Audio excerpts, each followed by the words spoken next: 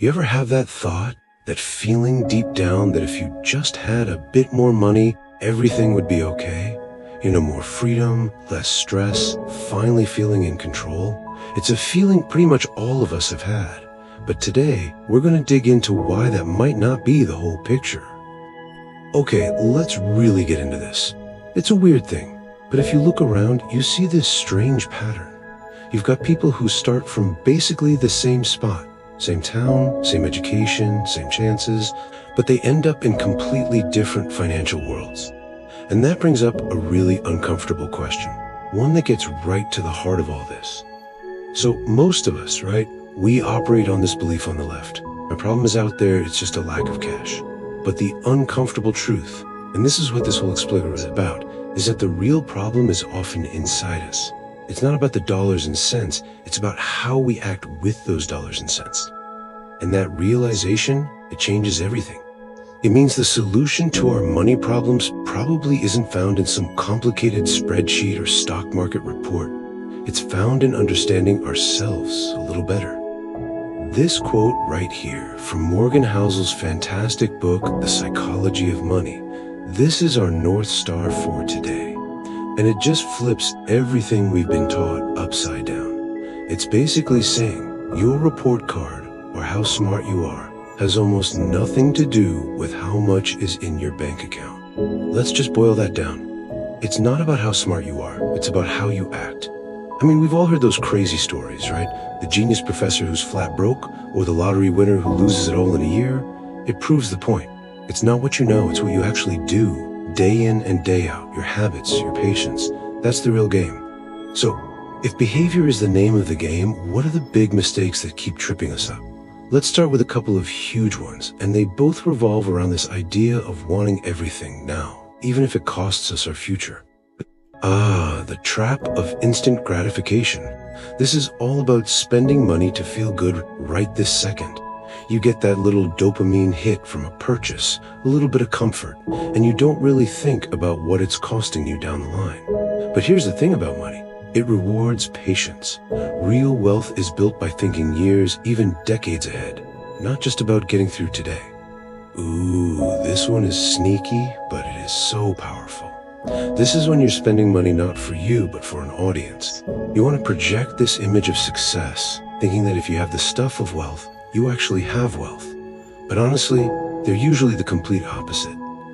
And this is what it looks like, right? The constant need to upgrade the clothes, the car, the whole lifestyle. But you have to remember, this kind of spending buys you attention. It almost never buys you actual assets. True wealth is usually invisible. It's the car you didn't buy, the watch you didn't upgrade. It's the money that's quietly working for you in the background. I love this quote from Socrates because it points to a way out of that trap.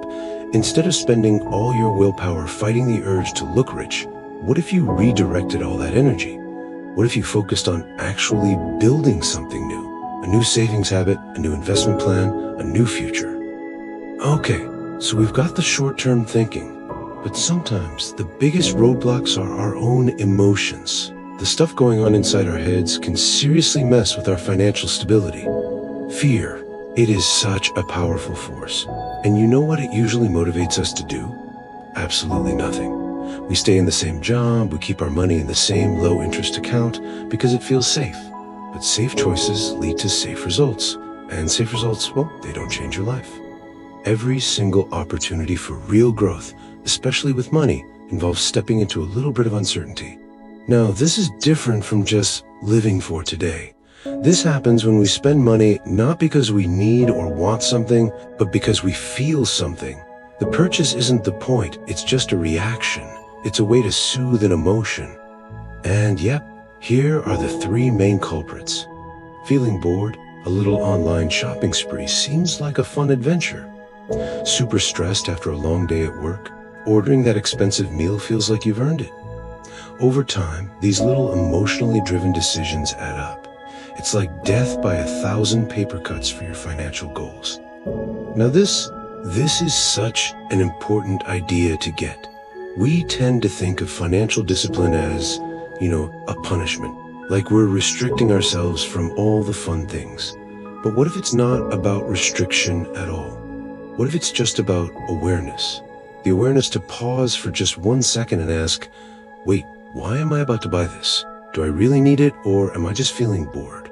All right, let's talk about what might just be the single most dangerous financial mistake of all. And the funny thing is, it's not an action you take, it's a lack of one. It's the cozy belief that things will just, work themselves out later. This is the trap of someday. It's waiting for that raise, or for the kids to grow up, or for that perfect moment to finally get serious about your finances.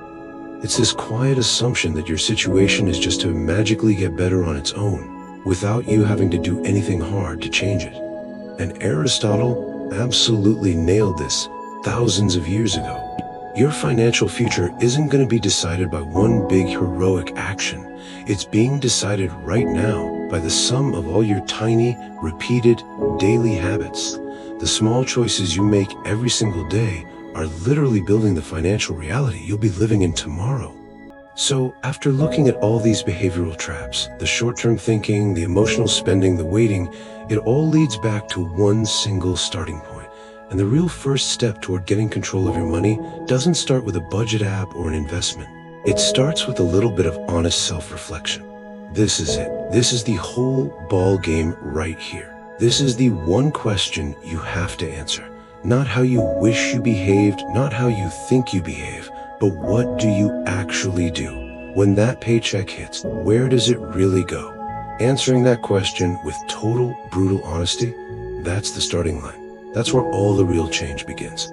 Because the second you become truly aware of your own patterns, your own triggers, everything starts to shift. You're no longer on autopilot. You start making conscious choices instead of having unconscious reactions. And slowly but surely, your money starts to behave differently because you are behaving differently. The power was never in the paycheck. It was in your perspective all along.